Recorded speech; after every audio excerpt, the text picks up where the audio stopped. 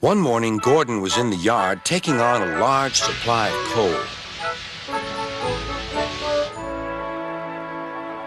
"That's the third load of coal you've had today, Gordon," said James. "Some might say you're being rather greedy." "I'm an important engine," replied Gordon. "Important engines need plenty of coal, but I doubt if you would understand that, James." James snorted and went about his work. Later, Gordon was taking on water from a standpipe because the water tower was under repair. "I wouldn't drink too much of that water if I were you, Gordon. It might give you boiler ache." "Pah," said Gordon. "What's this, educating Gordon Day? First James, now you, Duck. Big engines have big needs. Little engines are just annoying." "Don't say I didn't warn you," laughed Duck. Later, Gordon steamed into the yard at the big station.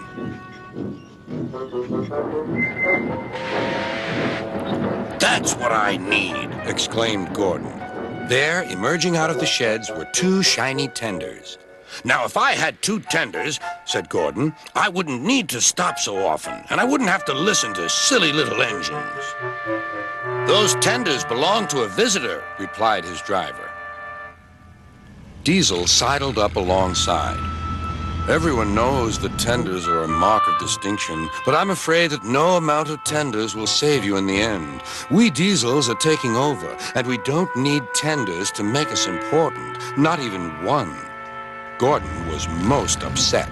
He was feeling just the same next day. "I'm not happy."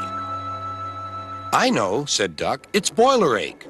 "It's not boiler ache," protested Gordon. "It's—" "Of course it is," interrupted Henry. "That water's bad. Have a good washout. Then you'll feel a different engine. Your boiler must be full of sludge."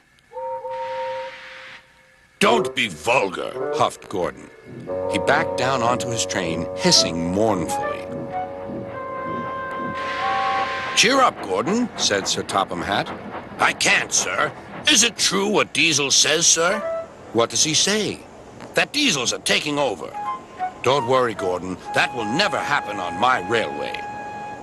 "One more thing, sir. Why did the visitor have two tenders?" "Because he lives on a railway with long distances between coaling depots." Gordon felt better.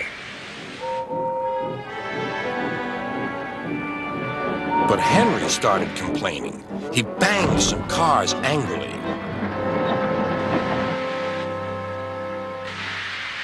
"I always work hard enough for two," he puffed. "I deserve another tender." Duck whispered something to Donald. He was going to play a trick on Henry. "Henry," he asked, "would you like my tenders?"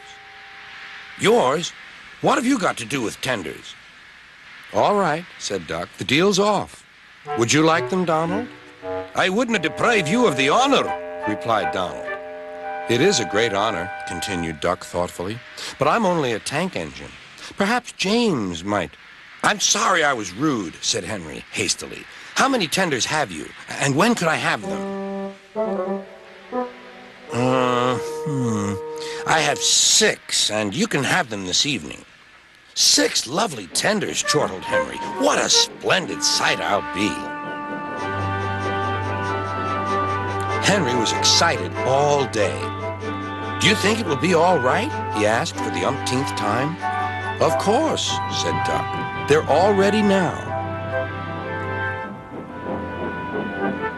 The other engines waited where they could each get a good view. But Henry wasn't a splendid sight at all. His 6 tenders were very old, dirty, and filled with boiler sludge. "Had a good washout, Henry," called a voice. "That's right. You'll feel a different engine now." Henry was not sure, but he thought the voice belonged to Gordon.